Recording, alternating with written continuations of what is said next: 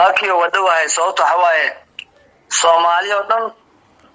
يدعي إن تكتب مقرت إلهي بردي أو سجود يدعي مقرت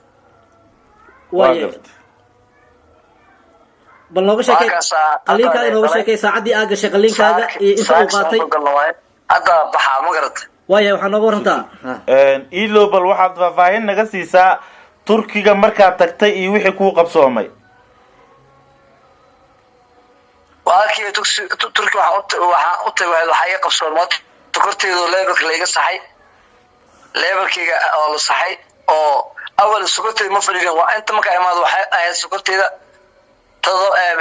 afar boqol iyo todobaatan sent afar boqol todobaatan marisi dhakhtarku wuxuu dhahay Kenya ma qaadatay daawo ma qabta hasano oo daawo ma qaadan waliba ma qaadan ay koom gasho ma yaanday marka qof iska socdo ah laakiin hadda sokoteedu waxa waaye waqti noqotay jirkiga taa u soo laabtay baasha murqaha iyo lafaha inay la dagaashaan mootay alxamdulillah wallahi dooranay waa fiicnahay waa gartay waayahay ilaahay ma disoaki macaan waayahay waxaan nooga warantaa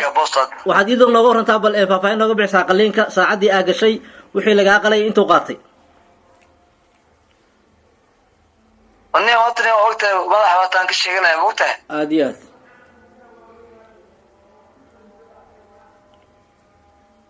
واقرت واضح وطن كشيغنا marka madaxii ay darnay madaxina waa leeyahay joolay qabay waqas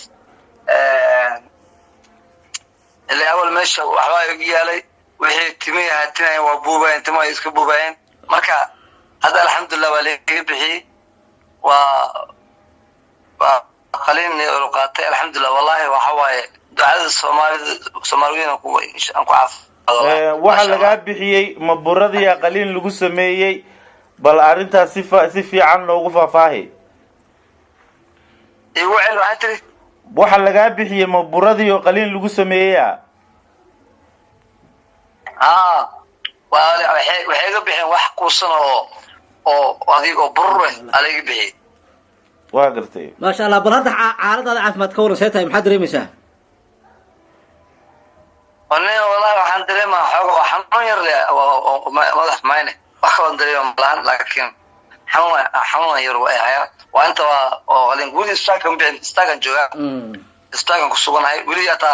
baalkii leegan bixin wajida